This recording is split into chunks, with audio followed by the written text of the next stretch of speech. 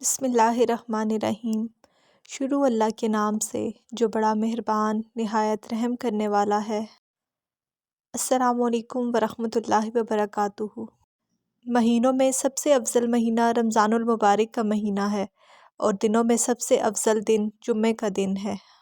نبی کریم صلی اللہ علیہ وآلہ وسلم کا ارشاد ہے، رمضان کے مہینے میں اللہ تعالیٰ اپنے فرشتوں کو یہ حکم دیتے ہیں کہ جاؤ اور روزے دار کے ہر دعا پر آمین بولو۔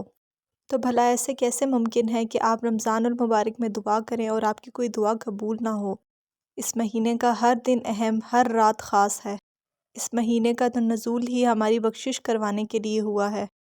رمضان کا مہینہ ہو اور جمعے کا مبارک دن ہو تو بھلا ایسے کیسے ہو سکتا ہے کہ اللہ تعالیٰ سے آپ کچھ مانگیں اور وہ آپ کو عطا نہ کرے؟ لہٰذا رمضان میں جمعے کے دن اپنی عبادت کو اور بھی بھرپور انداز میں کریں۔ جمعرات کی مغرب کے بعد جمعے کا دن شروع ہو جاتا ہے، لہٰذا اس رات کو آپ قیام کریں۔ قیام سے مراد ہے ساری رات اللہ تعالیٰ کی عبادت کرنا۔ آپ استغفار کریں، نوافل پڑھیں، قرآن مجید کی تلاوت کریں اور اللہ تعالیٰ سے رو رو کر دعائیں مانگیں۔ کسی بھی خاص حاجت کے لیے صلاۃ الحاجت کے 2 نفل اس انداز میں پڑھیں۔ صلاۃ الحاجت کے 2 نوافل کی نیت کریں اور ان کو ادا کرنے کے بعد 3 مرتبہ بغیر بولے سورہ یاسین کو پڑھیں۔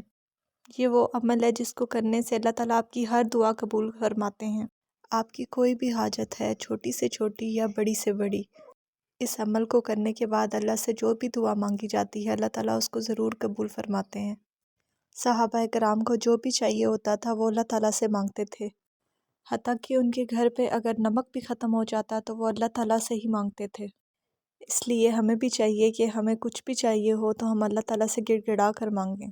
اور آج رمضان المبارک کا مہینہ اور جمعے کا افضل دن ہے، لہٰذا اپنی تمام حاجات اللہ تعالیٰ کی بارگاہ میں پیش کریں اور اللہ تعالیٰ سے مانگیں، وہ ضرور آپ کو عطا فرمائے گا، کیونکہ حضرت علی کا فرمان ہے، روزے دار کی دعائیں مقدر سے جیت جانے کا ہنر رکھتی ہیں۔